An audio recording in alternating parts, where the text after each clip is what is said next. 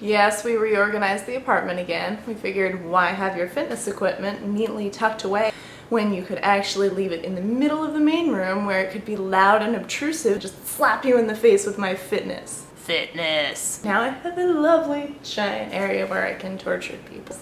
Yay! In honor of the fact that I have not been ranting to you for a couple weeks, today's rant is about what to do when you fall off a wagon. That was me falling off a wagon.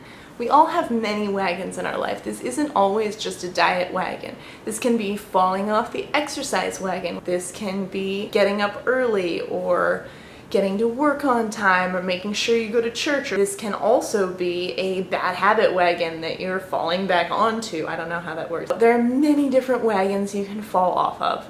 And this is about what to do when you hit the ground. Usually if you fall off a diet wagon, you don't hit the ground, you fall off the wagon and into a pile of cheesecake or potato chips. The first step when you fall off a wagon is to forgive yourself. I know this is hard because the first thing we want to do when we fall off a wagon, bad self, I fell off the wagon. It's an empty boxing glove, it doesn't actually hurt. Don't do that. Think of all the people that still have weight to lose. Think of all the people that forgot to do that very self-same thing you were trying to remember. Other people forgot that too. If all of us were skinny and we did everything we said we were gonna do and we ate right and we always were responsible and we never slept in, then you would be able to blame yourself because you'd be the only one doing anything wrong. Look around the world, that is not the case. It already happened, there's no reason to get upset about the past, it doesn't do any good for you. You could get upset with yourself if it actually had a benefit, if it had an upside, but seeing as it doesn't have an upside, just lay off yourself, it's okay, we're moving forward. Step two is to diagnose what happened. Why did you fall off the wagon? Now, don't include in this self-blaming statements like, because I'm weak, because I can't be trusted, because I am worms, lowly worms. No, that doesn't help you figure anything out. Diagnose your actual situation, be very precise, figure out what the external or internal forces were that made you fall off the wagon. If you fell off the wagon of a diet and landed in a pile of French fries, there could be a lot of different reasons. One could be because you were craving salt, and another reason could be because you eat for emotional reasons and for emotional comfort, and instead of getting a hug from someone you love, you get French fry from your face. It could be because you're a stress eater and when you need to chew on something and that's why you do it. But until you know what the specific reason was that made you do it, you're never gonna fix it and it'll keep happening over and over and over.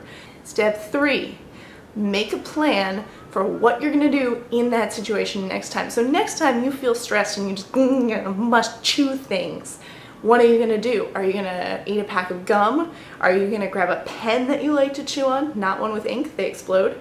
Voice of experience. It's always gonna happen again.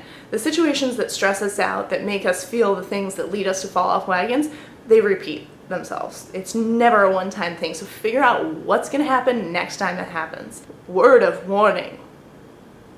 When you do this, please don't substitute one bad behavior for another. I have a shopping addiction. I just have to go buy new purses at TJ Maxx every chance I can get. So when I don't do it, when I'm good, when I feel that need and I don't go shopping, I'm gonna reward myself with food. That's bad. That's substituting one addiction for another, and yeah, you won't spend as much money, but you'll be 800 pounds. Try to find things that are good that you can substitute. When I feel stressed, I want waffle fries. This is my thing. Anyone who knows me can tell you that this is my thing, because this is my thing. So what I did is when I feel stressed and I want waffle fries, I can do one of two things. See, I even gave myself a choice, so there's even more freedom. One, and I get to go for a run, just guilt-free, don't have to do anything, don't have to worry that I should be doing work, I should be cleaning or doing laundry.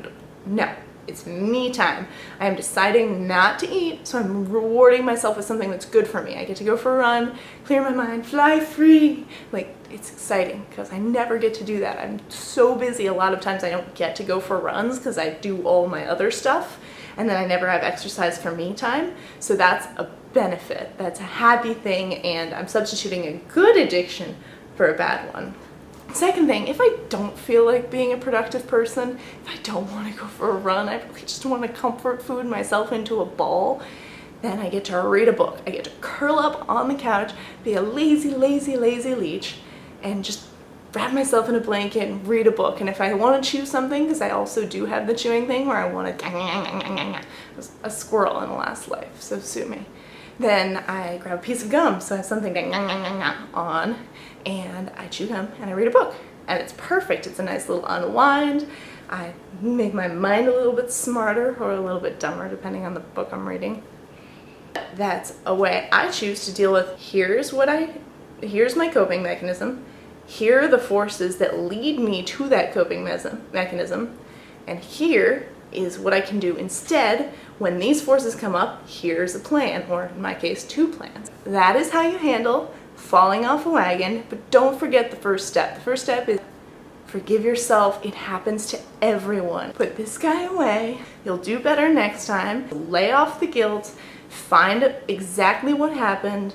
Find a plan for when that happens again, and it'll be okay. With that, I am off. I hope you guys have a lovely Friday, and I will see you again next week. Creepy puppet.